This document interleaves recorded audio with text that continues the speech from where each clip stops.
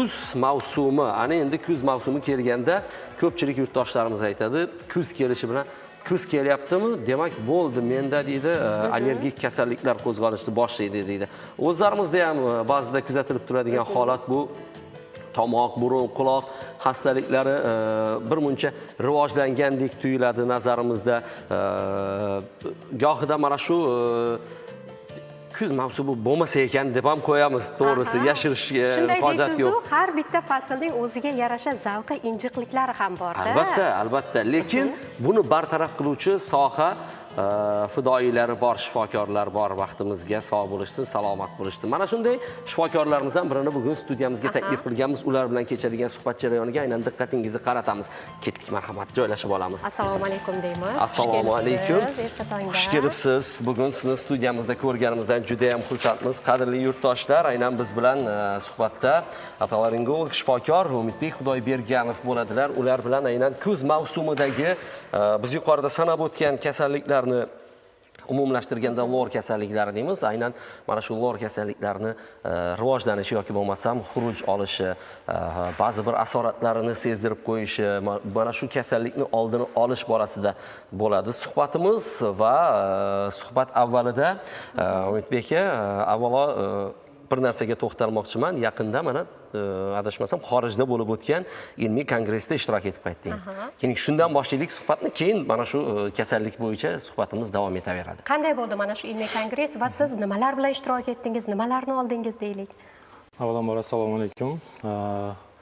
Yaqinda bo'lib o'tgan mana shu Turkiya davlatida bo'lib o'tgan xalqaro kongressda bir hafta davomida ishtirok etib qaytdik. Mana bu asosan rinoplastika operatsiyasi, uning asoratlarini oldini olish va shu natijalarni yaxshilash borasida o'tkazilgan, butun dunyodan kelgan mana shu sohaning ekspertlari tomonidan o'tkazilgan kongress edi. Juda ham chiroyli bo'lib o'tdi. O'zimiz uchun ancha yangiliklar bilib oldik. Mana shu manfaatli bo'ldi. Mana shu safarimiz chunki hozir ma'lum bir darajada mana shu amaliyotlarni Xorazm viloyatida amalga oshirib turibmiz. Rinoplastika operatsiyasini mana yo'lga qo'yganmiz. Mana shu qilayotgan taktikalarimizdagi to'g'rimi yoki biron bir kamchiliklar bormi yoki butun dunyo oxirgi tibbiyotida qanday yangiliklar bo'lyapti, mana shuni o'rganish maqsadida mana shu kongressga bordik va safarimiz yaxshi o'tdi, ancha manfaatli bo'ldi. Albatta mana shu kongressdan olib kelgan bilimlarimiz kelajakda mana shu bemorlarni operatsiyalar qilishimizda yoki davolashimizda yoki tashxis qo'yishimizda bizga albatta ko'p ko'makdosh bo'lib xizmat qiladi. Umid aka, aytingchi, mana shu kongressda dunyoni qaysi davlatlaridan aynan tajribali mutaxassislar ishtirok etishdi, shifokorlar ishtirok etdi va O'zbekistondan necha nafar shifokorlar ishtirok etdi? Butun dunyodan mana o'zim bilganlarim shu Argentinadan, Marokash, undan tashqari Bolgariya, Ruminiya kabi davlatlardan, Yevropa davlatlaridan ham vakillar ishtirok etdi. Asosan Turkiya davlatidan ham juda ko'pchilik mutaxassislar ishtirok etishdi. Bizni O'zbekistonimiz respublikamizda mana Toshkent shahridan 3 ta vrach va Xorazm viloyatidan men mana shu 4 ta vakil ishtirok qildik. Juda yaxshi, bu yaxshi natija. Aynan bu hammaga ham emas, omadda bu aynan sizning chekingizga mana shu kongressda ishtirok etish tushganligi, bu sizning yana bir omadingiz desak hech mubolag'a qilmagan bo'lamiz. Endi mana shu lor kasalliklariga aynan moyil bo'lishlik, o'zi shamollash, angina kasalliklarni kelib chiqish sabablarini so'rasak. Endi lor a'zolar kasalliklari asosan kelib chiqishi bu mana shu insonning turmush tarzi bilan bog'liq hisoblanadi. Ya'ni tashqi muhit ta'sirlari ham bunga ta'sir qiladi. Mana masalan bahor, kuz deymiz, mavsumiy kasalliklarga kiradi bizning ko'pchilik kasalliklarimiz. Misol uchun boya aytib o'tganingizdek, mana shu allergik kasalliklar deymiz. Allergik kasalliklar asosan kuz va bahor mavsumlarida qo'ziydi. Ayniqsa bizni mana shu quruq, keskin kontinental iqlim sharoitimizda havomiz quruqroq nisbatan bo'lganligi sababli allergenlar havoda muallaq tura oladi va nafas yo'llariga kirgan holatda mana shu Ta'sir allergik o'tkazadi. kasalliklarni paydo qilish xususiyatiga ega. Biroz iqlimi nam bo'lgan hududlar bundan mustasno bo'ladi albatta. Mana shu allergik kasalliklar avj olishi natijasida bular o'z navbatida shilliq qavatlar shishishlariga olib keladi. Shilliq qavati shishgandan keyin mana shu burun orqali nafas olish buziladi.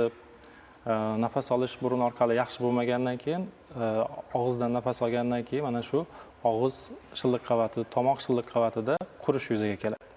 Quruqlik bu shilliq qavatdagi har qanday quruqlik mikroblarni organizmga kirishi uchun darvoza hisoblanadi.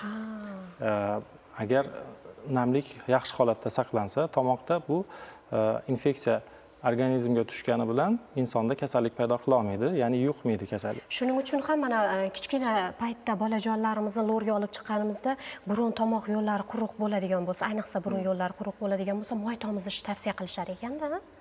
Endi shunaqa usullar bor. Buni o'zini davolash usullari, metodlari bor. Hozirgi kunda ishlab chiqilgan. Mana shu quruqlikdan albatta saqlashimiz kerak. Buni qanday ta'minlaymiz desak, mana ayniqsa kuz-qish mavsumi mana xonada isitish tizimlari ishga tushadi. Sekinlik bilan, mana kunlar sovishi bilan. Mana shu isitish tizimlari ishlayotgan paytda albatta bolalarni yoki kattalarni ham xonalarida havo namlagichlarini ishlatish bu mana shu kasalliklarni, shamollash kasalliklarini oldini olishda birlamchi profilaktika hisoblanadi. O'zi mana shu kuz faslida qaysi lo'r kasalliklari ko'proq uchraydi deb ayta olamiz? Kuz faslida aynan allergik rinit kasalliklari, undan tashqari tomoq yo'llaridagi faringit, surunkali faringitlar qo'ziydi, o'tkir tanzillit, angina kabi kasalliklar ko'p uchraydi. Mana shu kasalliklar asosan. Tushunarli. Aynan bugungi kunda zamonaviy tibbiyotda har qanday kasallikka davo topilyapti. Eng davosi yo'q degan kasalliklarning ham oldini olish choralari ko'plab ko'rilmoqda. Aynan mana shu burun, quloq, tomoq kasalliklarini mana shu kuz va bahor mavsumida qo'zmasligi uchun, u xuruj qilmasligi uchun, oldini olish uchun profilaktika sifatida qanday choralar ko'rilyapti? Yoki bo'lmasa qandaydir emlash usullari bormi? Allergik kasalliklardan emlash usullari bor. Bu mutaxassis allergologlar tomonidan amalga oshiriladi. Aynan allergiya kasalligi remissiya davrida deymiz, ya'ni qo'zimayotgan paytida bu amaliyot amalga oshiriladi. Ya'ni birinchi navbatda mana shu qaysi allergenlardan allergiyasi borligini aniqlanadi, tekshiriladi. Bu test tizimi bor, maxsus ishlab chiqilgan. Mana shu test orqali aniqlangan allergen organizmga kam-kam miqdorda kiritib boriladi. Mana shu kiritib borishi natijasida organizmda bunga qarshi kurash, immunitet hosil bo'ladi. Bu usul albatta allergologlar tomonidan chuqur o'rganilgan. Albatta allergolog mutaxassislar bu to'g'risida to'liq ma'lumot berishi mumkin bo'ladi. Undan tashqari mana shu kasalliklarni kuz mavsumiy kasalliklarni oldini olish uchun inson albatta sog'lom turmush tarziga rioya qilishi kerak. Busiz tibbiyot ham ojiz bo'lib qoladi agarda inson sog'lom turmush tarziga amal qilmasa. Bunga nima kiradi? Mana toza havoda tez-tez bo'lish, ya'ni badan tarbiya mashqlarini qilib, jismoniy mashqlar bilan shug'ullanish muntazam ravishda va bundan tashqari sog'lom ovqatlanish, albatta ratsional sog'lom ovqatlanish. Bundan tashqari organizmdagi suyuqlik balansini saqlash deymiz, ya'ni ayniqsa chet mamlakatlarda bunga juda kuchli e'tibor beradi odamlar, ya'ni degidratatsiya deymiz, ya'ni organizm suvsizlanishi. Bir kunlik kerak bo'lgan suyuqlikni inson agar qabul qilmasa, organizmda suyuqlik miqdori kamayib ketadi. Natijada mana shu boya aytib o'tganimizdek shilliq qavatlar, teri, sochlar, tirnoqlarda qurish holatlari kelib chiqadi. Albatta suyuqlik miqdorini normada qabul qilayotgan odamda tashqi ko'rinishi ham yosh ko'rinadi, terilari chiroyli bo'ladi, chiroyli, tarang bo'ladi mana shu va undan tashqari mana mavsumiy kasalliklarni ham u oldini olgan bo'ladi. Endi Umidbek aka, yana bitta savol bermoqchiman-da.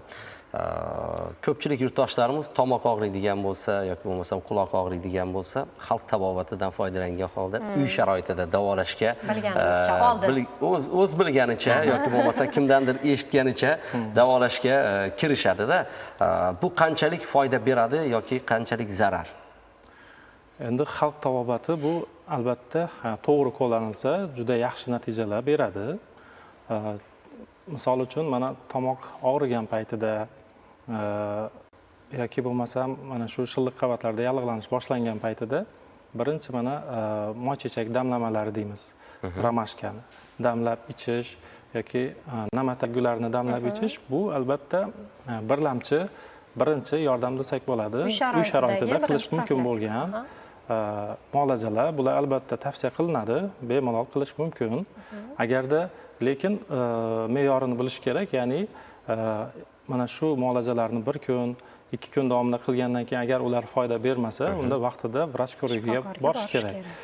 Shunda bu kasallik avj olib ketmaydi va u asoratlar bermasligini oldini olishimiz mumkin bo'ladi.